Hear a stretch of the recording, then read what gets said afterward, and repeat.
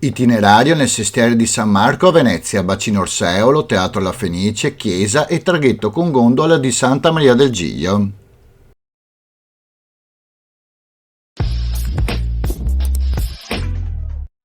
Benvenuti in questo nuovo video in cui vi porterò nel sestiere di San Marco, mostrandovi il bacino Orseolo, prendendoci poi un po' di fortuna con la statua del Centurione, il Teatro La Fenice e raggiungendo poi la chiesa di Santa Maria del Giglio, unica nel suo genere, finendo poi con il traghetto in gondola per attraversare con 2 euro il Canal Grande.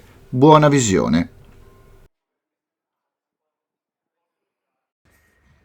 Vi ricordo di iscrivervi al canale, di cliccare sulla campanella e dare un like se vi è piaciuto il video. In più sulla descrizione ci sono dei link di Amazon che se vi accederete per comprare qualsiasi cosa voi vogliate io prenderò una piccola percentuale. In più se volete offrirmi un caffè o qualcosa per il canale c'è anche il mio link di PayPal. Vi ringrazio in anticipo.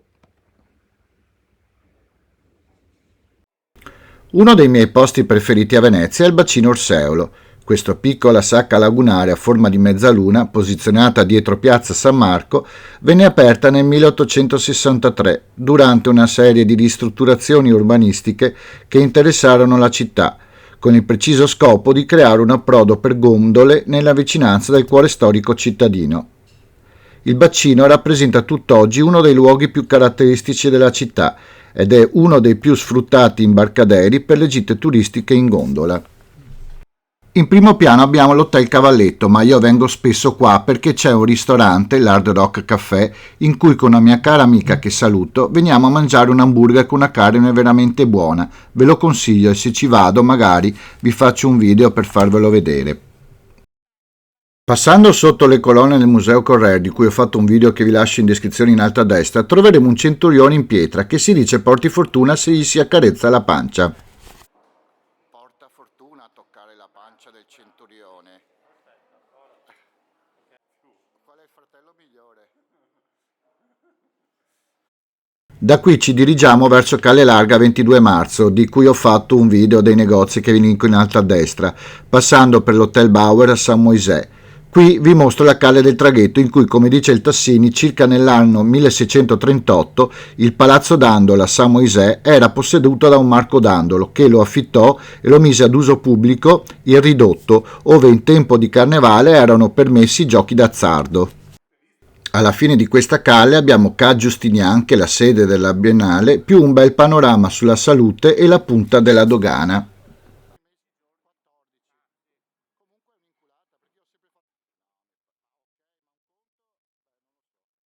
Tornati sulla via centrale passeremo per una calle e in 5 minuti raggiungeremo il teatro più famoso di Venezia, uno dei più prestigiosi al mondo, il Teatro La Fenice.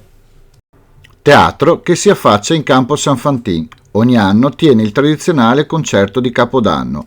2 volte distrutto e riedificato, è stato sede di importanti stagioni operistiche, sinfoniche e del Festival internazionale di musica contemporanea. Il teatro è stato nell'Ottocento sede di numerose prime assolute di opere di Gioacchino Rossini, Vincenzo Bellini, Gaetano Donizetti e Giuseppe Verdi. Un giorno spero riuscirò a farvi un video dell'interno. Quando passo qua davanti mi ricorda la sera del 29 gennaio 1996 in cui andò a fuoco. Erano le 8 di sera e io tornavo in vaporetto in bacino San Marco e si vedeva il bagliore dell'incendio e sembrava surreale, da inferno dantesco. Da notare che essendo l'acqua bassa e soprattutto il posto in zona centrale, i pompieri fecero moltissima fatica a spegnere l'incendio.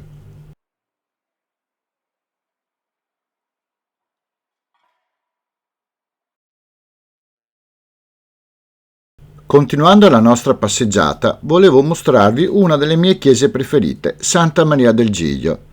La facciata della chiesa è stata definita da John Ruskin una manifestazione di insolente ateismo, essendo questa dedicata esclusivamente alla famiglia Barbaro. Antonio Barbaro, alla sua morte, lasciò 30.000 ducati per la ricostruzione della chiesa. La facciata, progettata dal Sardi, è una sorta di magniloquente album di famiglia, dove i più importanti scultori dell'epoca hanno raffigurato ed esaltato le gesta di Antonio Barbaro e della sua famiglia. Io sono rimasto sempre colpito dalle piante in pietra d'Istria che raffigurano i luoghi conquistati dal nobile mecenate. Di particolare interesse all'interno la tela di Pietro Paolo Rubens, raffigurante la Madonna col Bambino e San Giovannino, e gli splendidi quattro evangelisti di Jacopo Tintoretto, da visitare. Qua accanto volevo mostrarvi la sede universitaria di storia che ho frequentato per anni, che aveva una corte molto bella con una scala unica, peccato che abbia chiuso e sia tutto sbarrato. Per finire, la ciliegina sulla torta. Se venite a Venezia e volete andare in gondola e spendere veramente poco, sappiate che, come ho già detto nel canale, ci sono 3 traghetti, e cioè trasporto da una riva opposta alla Calangrande, che si fanno in gondola e costano 2 euro per i turisti. Questi sono a Santa Sofia per il mercato di Rialto, a San Tomà per andare a San Benetto e a Santa Maria del Giglio per andare alla Salute. Un'ottima occasione per finire qui il nostro itinerario. Peccato che quando ho girato il video il traghetto era sospeso e che quindi per mostrarvi la stupenda esperienza sono andato a San Tomà. Io per la cronaca ho pagato solo 70 centesimi perché sono bello e ho l'imob. Ciao e al prossimo video.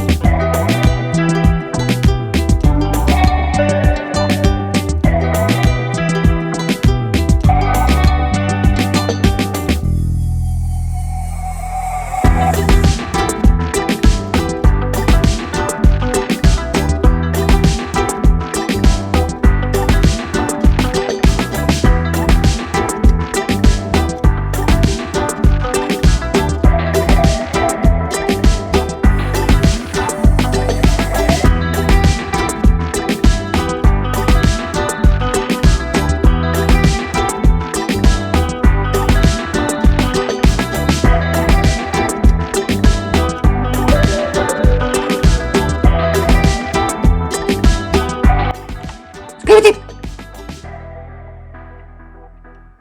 Iscriviti! Iscriviti!